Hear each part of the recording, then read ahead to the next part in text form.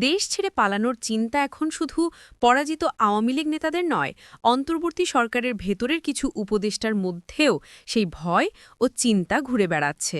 একসময় যারা গণ অভ্যুত্থানের চেতনার নামে পরিবর্তনের স্বপ্ন দেখিয়েছিলেন, এখন তারাই নিজেদের ভবিষ্যৎ নিরাপদ রাখতে বিদেশে যাওয়ার প্রস্তুতি নিচ্ছেন বলে অভিযোগ উঠেছে। জাতীয় নাগরিক পার্টির এনসিপির আহ্বায়ক নাহিদ ইসলামের সাম্প্রতিক বক্তব্যে এই অস্থির বাস্তবতারই প্রতিফলন ঘটেছে। তিনি সরাসরি বলেছেন, উপদেষ্টাদের অনেকেই বিভিন্ন রাজনৈতিক দলের সঙ্গে লিয়াজো করে ফেলেছে, তারা নিজেদের সেফ এক্সিটের কথা ভাবতেছে। এই সেফ এক্সিট কথাটি এখন সারা দেশে আলোচ্য বিষয়। রাজনৈতিক পর্যবেক্ষকরা বলছেন, এর অর্থ শুধু পদত্যাগ নয়, বরং নিরাপদে দেশ ছাড়ার প্রস্তুতির ইঙ্গিত। কেউ কেউ ইতিমধ্যে পরিবারকে বিদেশে পাঠিয়ে দিয়েছেন, কেউ বিদেশি দূতাবাসে যোগাযোগ রাখছেন, আবার কেউ নেপথ্যে নতুন রাজনৈতিক জোটে জায়গা খুঁজছেন। অভ্যুত্থানের সময় আওয়ামী লীগ সরকারের পতনের পর জনগণ ভেবেছিল একটি নতুন সূচনা ঘটেছে, কিন্তু এখন দেখা যাচ্ছে সেই সরকারেরই কিছু উপদেষ্টা পুরনো রাজনীতির মতোই নিজেদের ভবিষ্যৎ নিয়ে বেশি চিন্তিত। নাহিদ ইসলামের এই বক্তব্য যেন সেই আশঙ্কাকেই বাস্তব রূপ দিয়েছে।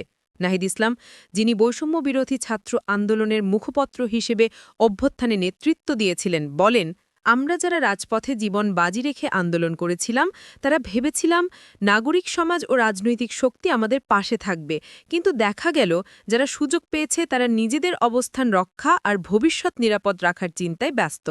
কেউ চুপচাপ বিএনপির সঙ্গে যোগাযোগ রাখছে, কেউ আওয়ামী লীগের সঙ্গে গোপন লিয়াজো করছে।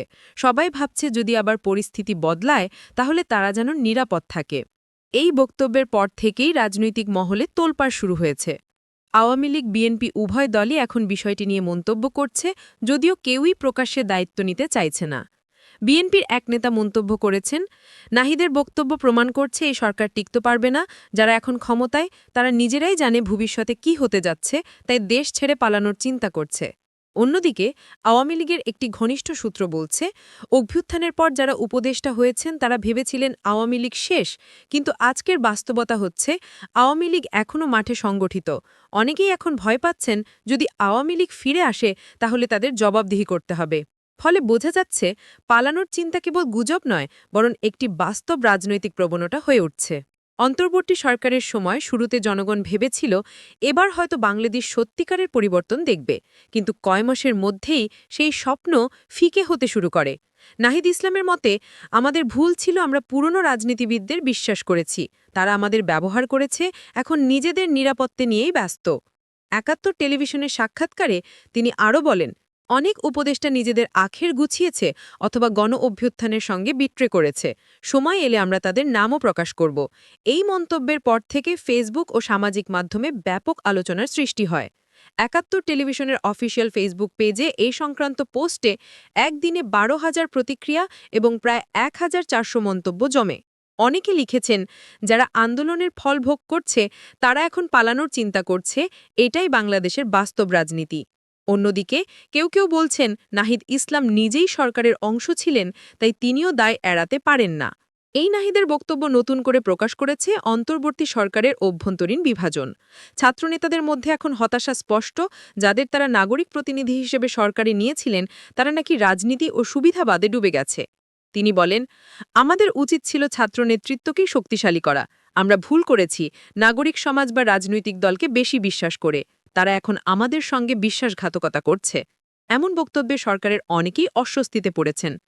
একজন উপদেষ্টা নাম প্রকাশ না করার শর্তে বলেন, নাহিদ সরকার থেকে বেরিয়ে রাজনৈতিক ফায়দা তুলতে চাচ্ছেন, কারও দেশ ছাড়ার কোনো পরিকল্পনা নেই।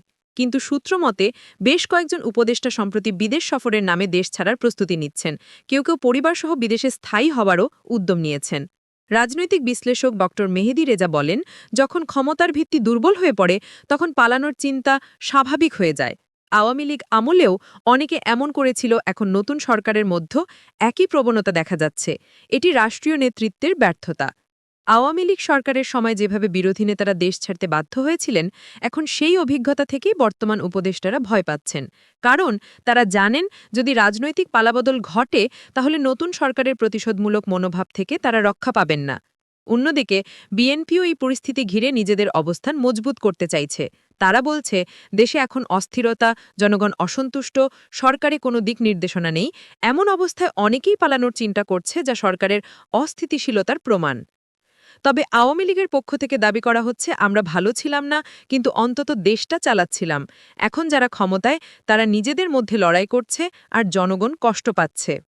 সত্যি, আওয়ামী লীগের সময় নানা অভিযোগ ছিল, দমননীতি, দুর্নীতি, স্বজনপ্রীতি। কিন্তু আজ দেশের অনেক মানুষই বলছেন, অন্তত তখন প্রশাসন কাজ করত, এখন অরাজকতা। একদিকে উপদেষ্টাদের পালানোর গুজব, অন্যদিকে জনগণের অসন্তুষ্টি, সব মিলিয়ে দেশের রাজনীতি যেন দিকহীন হয়ে পড়েছে।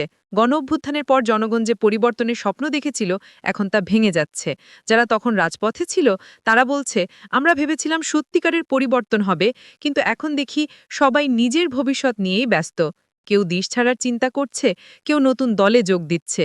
এখন প্রশ্ন উঠছে, যদি উপদেষ্টারাই দেশ ছেড়ে পালাতে চান, তাহলে এই সরকারের টিকে থাকার ভিত্তি কোথায়? গণ-অভ্যুত্থানের চেতনা কোথায় হারিয়ে গেল?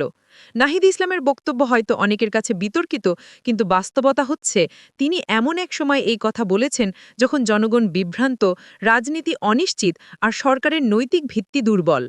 অভ্যুত্থানের ২ বছর পূর্ণ হওয়ার আগেই বাংলাদেশ আবার সেই পুরনো প্রশ্নের মুখে দাঁড়িয়ে। কে পালাবে? কে থাকবে? আর জনগণের জন্য সত্যিকারের পরিবর্তন কোথায়?